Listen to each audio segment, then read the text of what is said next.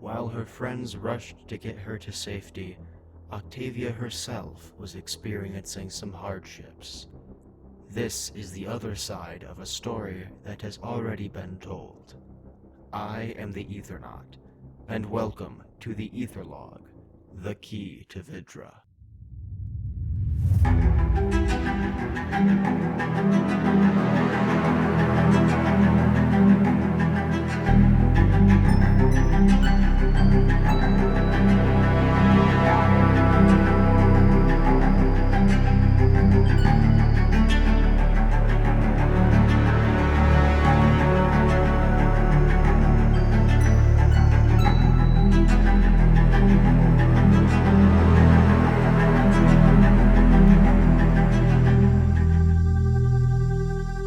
Hello, and welcome back to the Etherlog.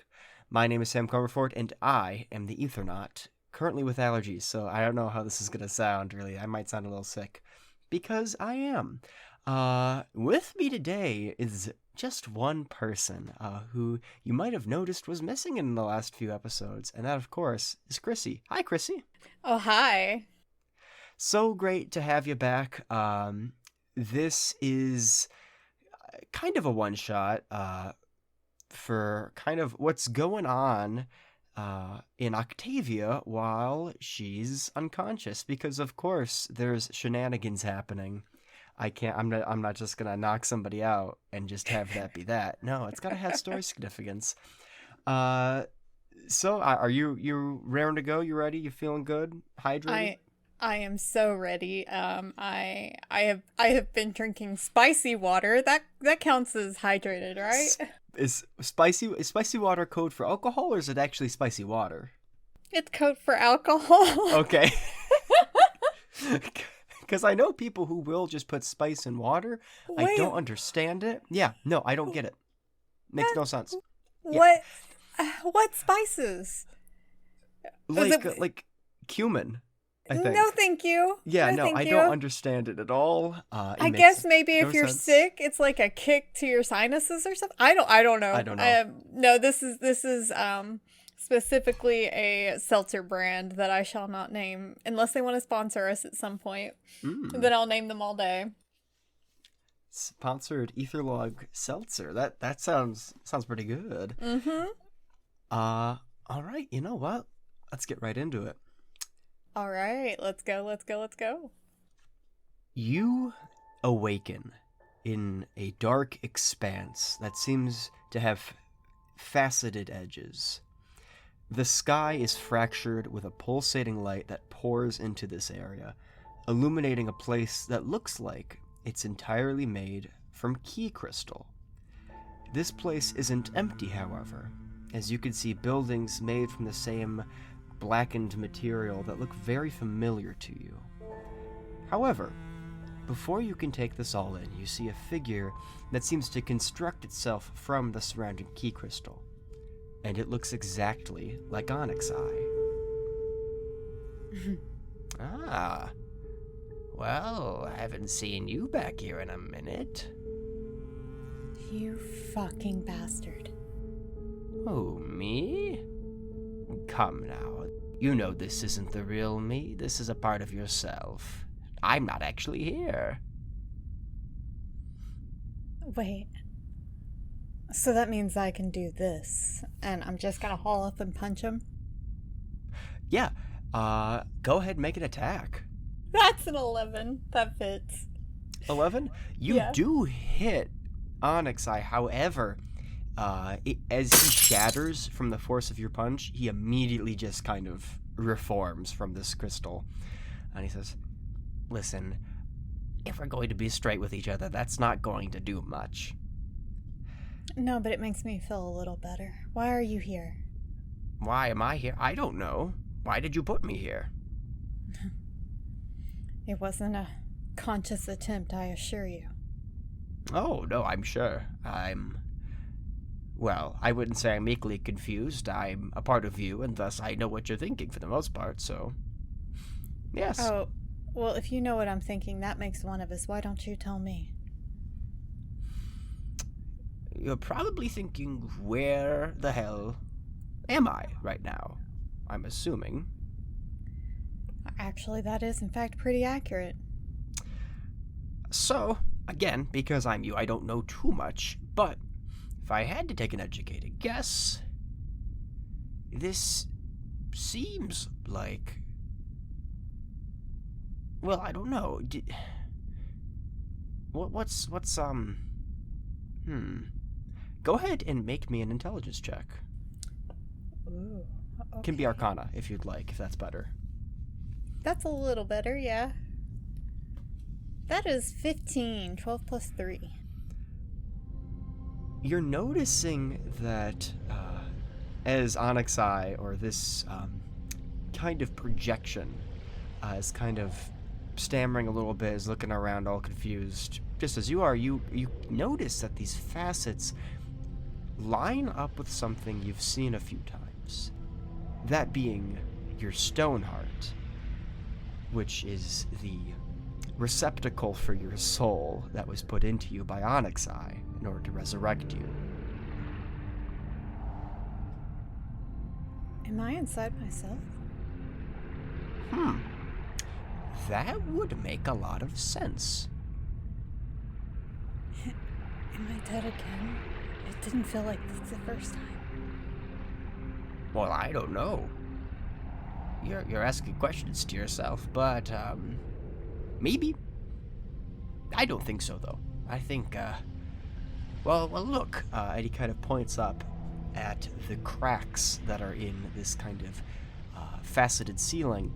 He says, maybe you overclocked yourself or something.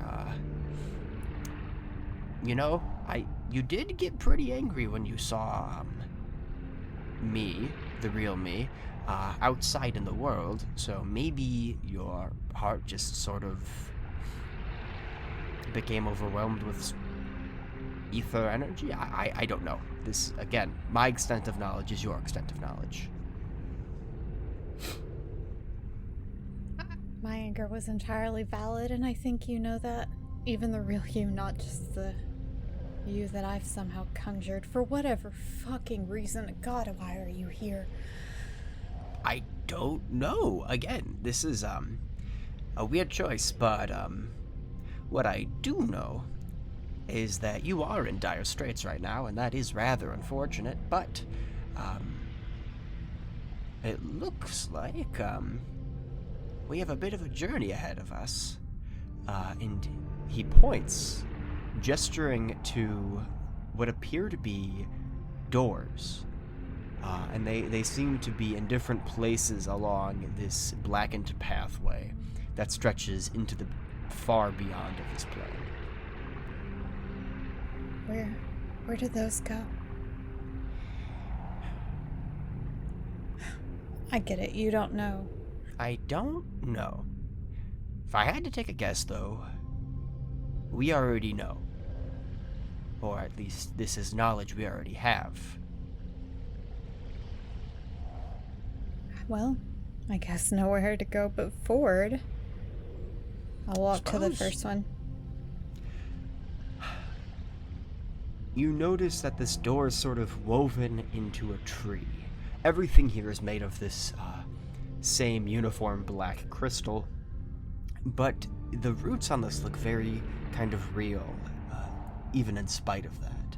And this door is sort of, looks like it's made from wooden planks, despite the fact that it is indeed made of crystal.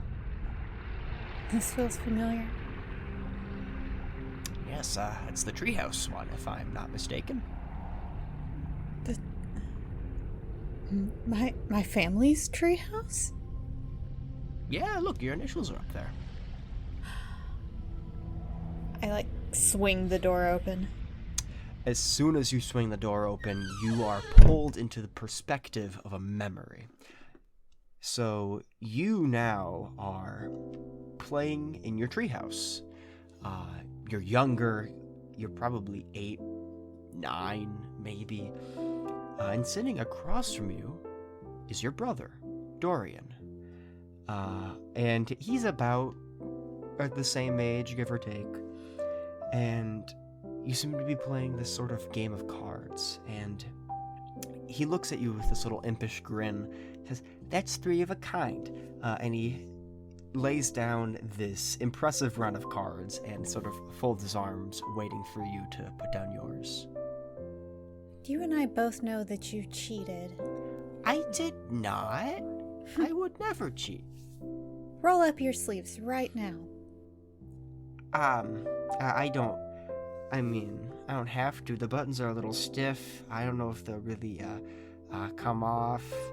So I don't think I have to roll up my sleeves. Yeah, that's what I thought. It's fine. I'll throw down my cards, which are not at all superior. I have 2 of a kind, and just sitting there shaking my head at him. The part of me that's not entirely there is watching him in awe. It's been so long since I've been able to see my brother's face, and especially in the state it is now. God, I miss him. It's this exact train of thought that sort of clashes. It's like you're thinking with 2 minds. Because there's the one mind within this memory that you are actively participating in, but there's another part that knows how this goes. You know that your brother is cheating, without a shadow of a doubt, because he's about to unbutton his cuff and cards are going to come out. And as soon as you think that, it happens, just as you remember it. And he's like, "Okay, fine, I did cheat, but you gotta admit, I'm getting better, right?" I didn't even notice you slipping the cards up your sleeves.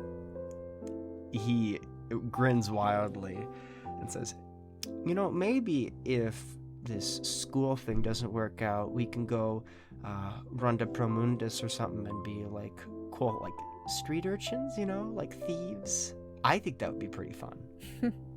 I think we'd make great performers. I could distract them with my amazing singing voice while you pick their pockets. I think that's a great... You know what? That's a great plan. So my hands are pretty small, so I wouldn't be able to grab much. But when I'm older, I'll be pretty good, I think. Honestly, small hands fit into pockets the easiest. His eyes sort of light up, and he says, "That is true. That's true. I gotta get my hands on one of those magic focuses. Then I can get some real shenanigans going." Magic focuses? What are those? Oh, I don't know if you've gotten to that in class yet. So magic focuses are like these things. You know how there's like those crystals that like are in some of our appliances and stuff at home. They can be used to sort of make stuff work with the energy around it.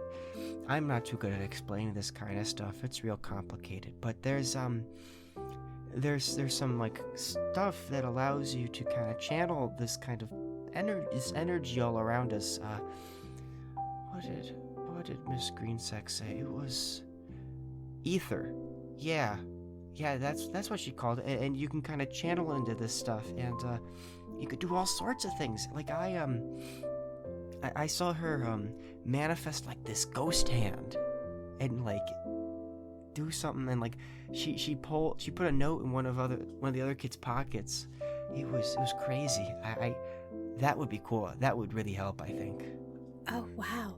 You could pick like 2 pockets or even maybe 3 pockets at once if you got good enough. If you like stood in between 2 people and used both of your real hands and then your children hand.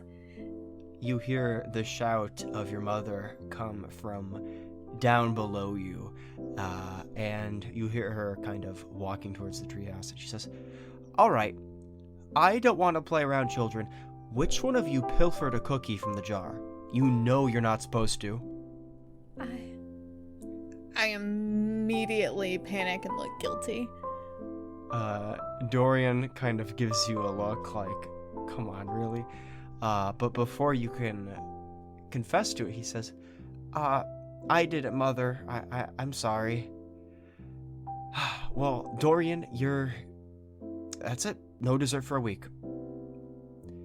Okay, I'm sorry, Mother. You should be. And you hear her turn around and walk away. Why did you do that? I mean, I'm the one that took it. I was hungry that day. Well, gotta cover for your partner in crime. And he kind of socks you like a soft punch on the arm. And you are immediately pulled from this memory. And you kind of almost like your soul is elastic. You snap into your body. And you're standing outside of this black door again. Him covering me was a trend our entire lives. Yeah, well, suppose you missed that now, huh? Out of the two of us, he was always the better person. Yes, you certainly think so.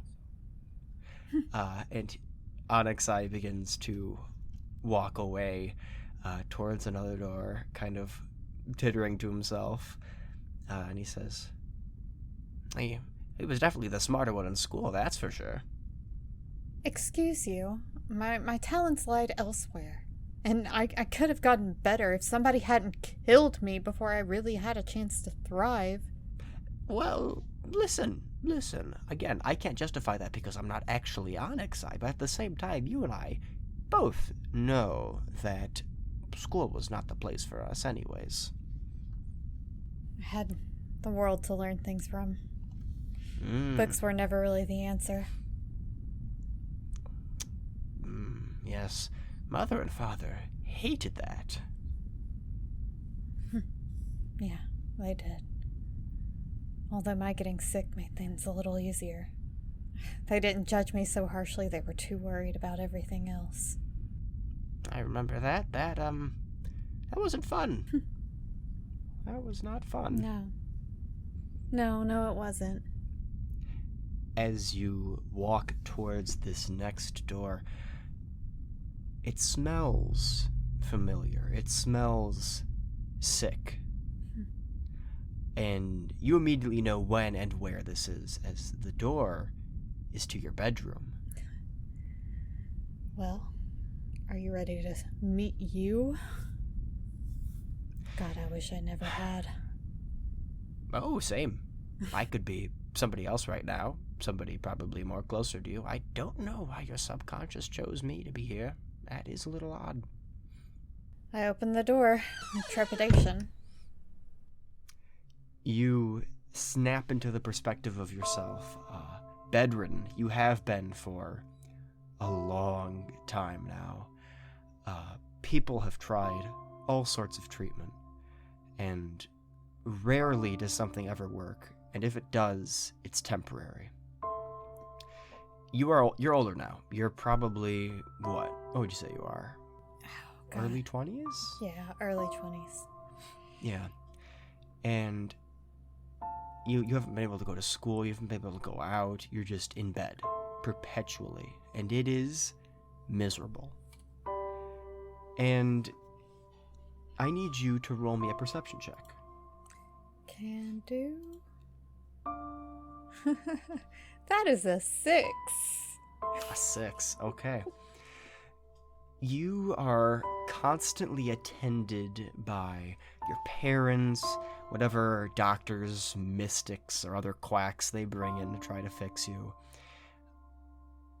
But right now, you're alone, and you're staring out the window in your room, this beautiful 12-foot tall single piece of glass that overlooks the rolling hills of your neighborhood and your estate. And you hear next to your bed, psst. What? Psst, Octavia, hey. What? Dorian? Yeah. You didn't notice him sneak in. He's obviously gotten much better at that sort of stuff. And he sort of sneaks in and reaches into a little satchel and hands you some new books and says, I got you some some romance stuff, because I think that is something we haven't really done before, and some stuff on key weaving. I don't know if you'll find that interesting, but that was all I was able to swipe from the library. And he sort of hands them to you. What? You're gonna get in so much trouble. Why are you here? What? I mean, I can make the excuse that my sister's sick at school all the time. It's not a big deal. Oh, good to know you're using your poor bedridden sister to get out of your duties. Hey, don't guilt trip me like that. You'd do the same thing if you were in my place. Sir, one of us needs to actually be good at something. I think I'm pretty good at sneaking up on your... and he was about to make a joke and it kind of like falls flat. And he's like, well, I did get you, this. And he pulls something from his back and you see it's a lute. I don't know if you can do much of this sort of thing. I know you're pretty good with music, but I just thought, you might want to play around with some other stuff. Dorian, it's beautiful. And before you ask, I did pay for it. Uh-huh, sure you did. I did pay for it.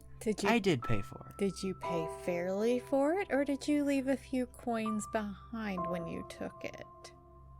I paid fairly for it. I haggled, as is a gentleman's right. Okay.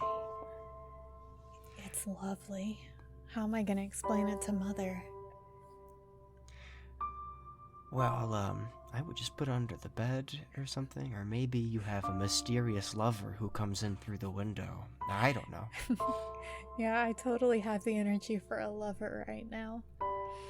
Oh, that's a fair point. Where would we... the man of my dreams, quite literally, because that's the only place we could have possibly met. No, that's true. That's true. Maybe one of the quacks that Mom brings in is, some sort of, like, mysterious, dashing guy, and he's like, oh, I'll heal you with the power of love. Maybe. I wish they'd heal me with the power of anything at this point. I'm so tired, Dorian. His smile fades a bit, and he sort of nods and says, yeah, I know. But, hey, on the bright side, I hear that, they found somebody else who's willing to take a look at you. And as he's saying that, you start to hear footsteps and voices approaching, and Dorian says, oh, shit. And he runs and, just kind of jumps out your second-story window. Shh. And you hear, like, a thud in the bushes below, and you hear, I'm okay! Okay, run!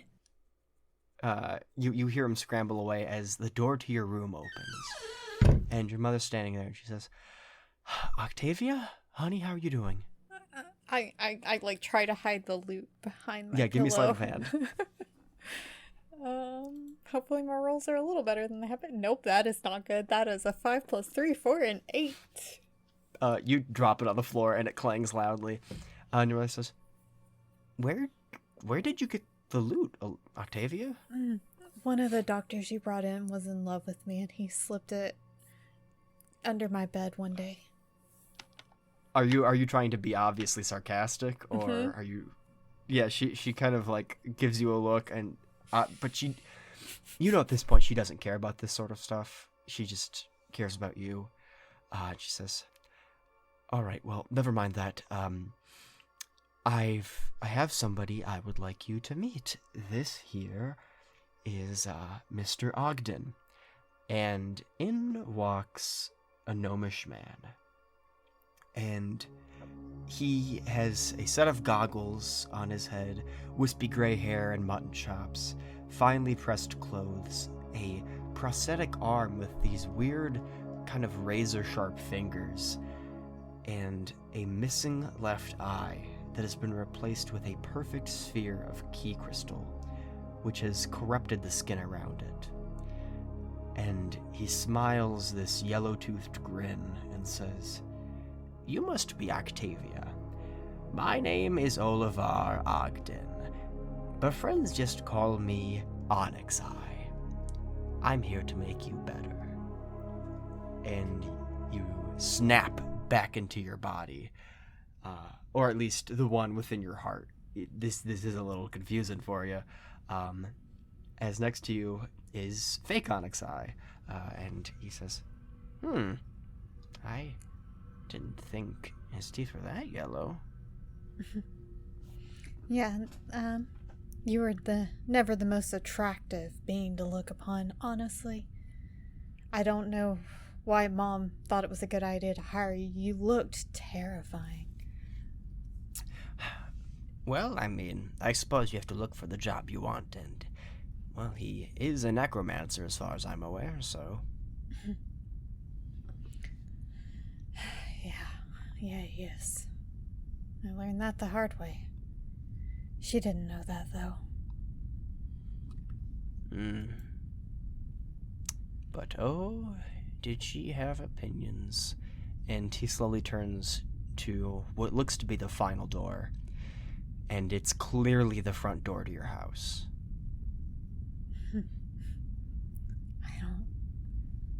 This hurt enough the first time. I opened the door. You open the door, and your perspective shifts to yourself in the foyer, and in front of you, your mother and father are having this intense argument, and you're no longer sick, which is great. However, you're no longer alive, and your parents don't even look at you. They clearly just can't bear the sight of you.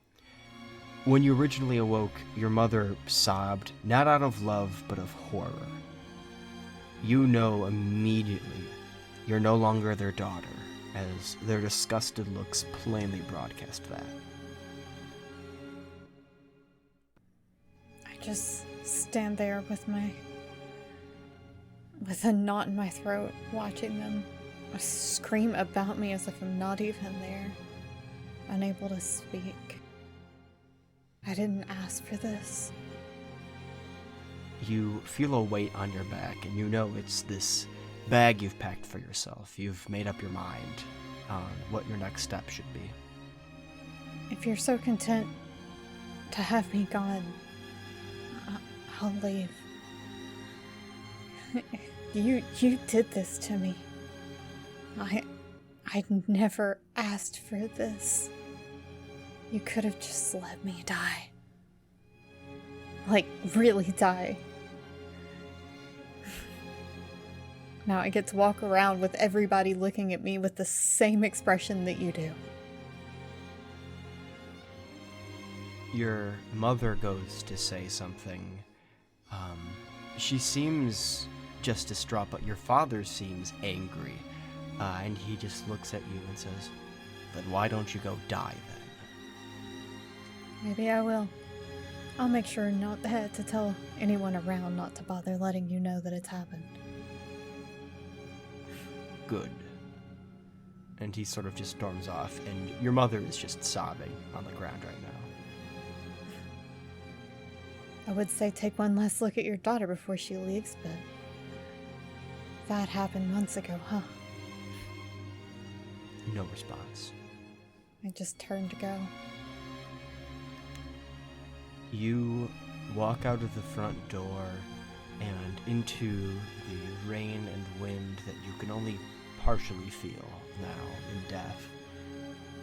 And in front of you stands Dorian. He has this little kind of package of what probably is food, and on his back is a lute.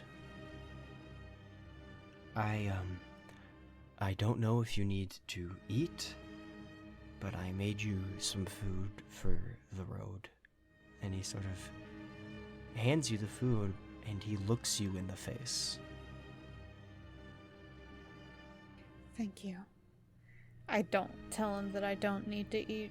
I don't want to disparage the hard work and kindness that's being shown to me, because this is the first kindness I've had in a while.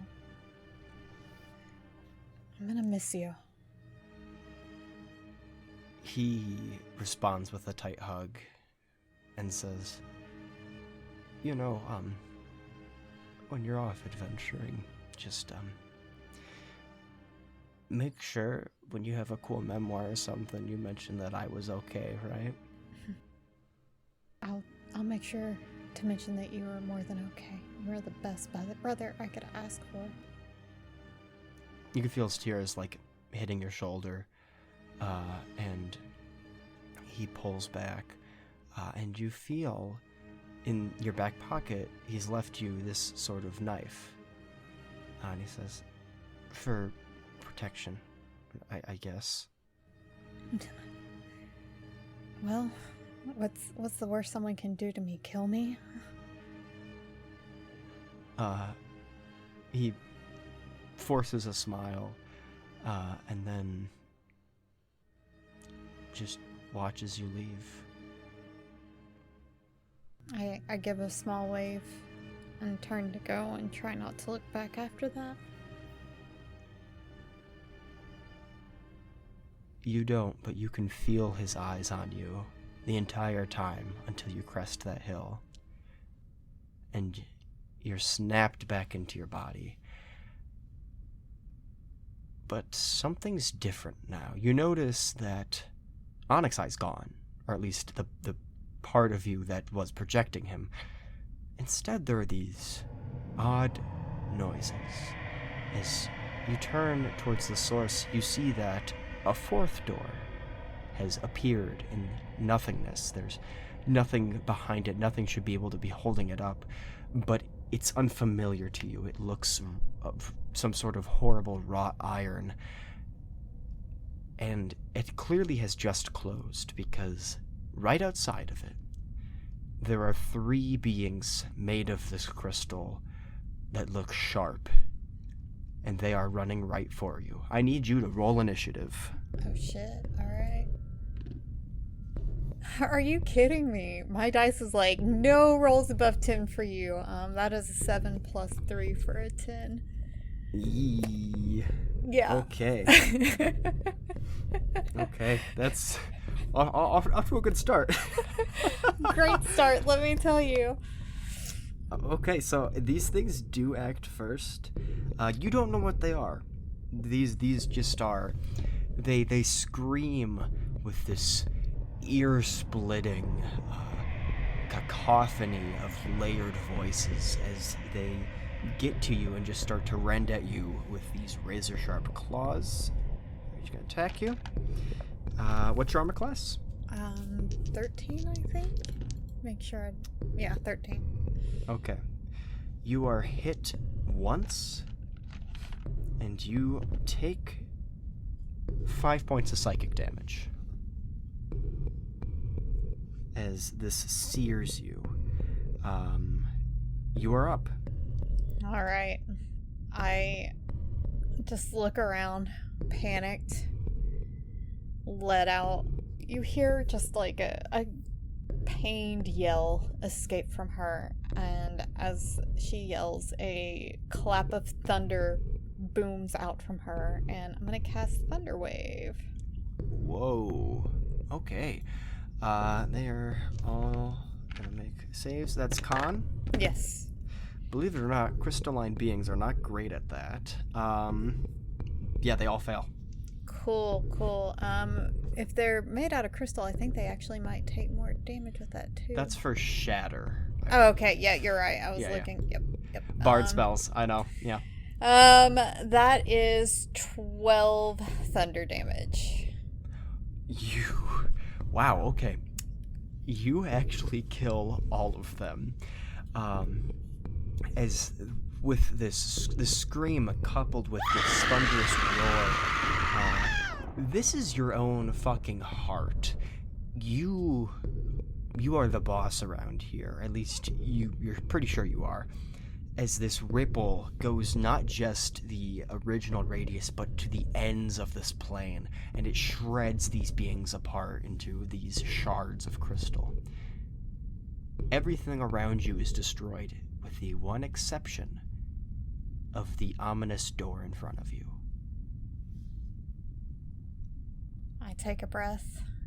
I look behind me at the doors I just went through.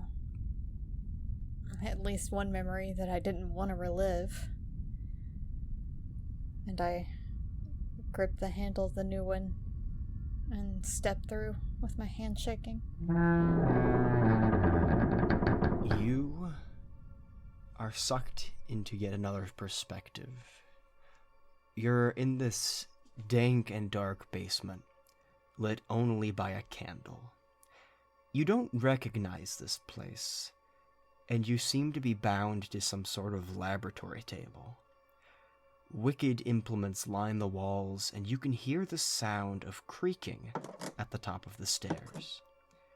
A voice emerges from your throat that isn't your own, and it says, "Please, please let me go. I'm sorry, I didn't mean to do it, I swear. Just please put me back, please." And you watch the figure turn the corner at the bottom of the stairs and look at you with his one good eye. A smile slithers onto his face as yellow teeth bare themselves as he says, "Oh, I don't think so.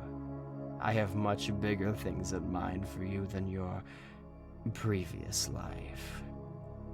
And Onyxai grabs a wicked tool and begins to cackle. However, whatever happens next isn't shown to you. This isn't your memory. It's something else. You've never experienced this. However, you're pulled out of it. Additionally, you're pulled out of your heart, and you snap back into reality, surrounded by your new friends.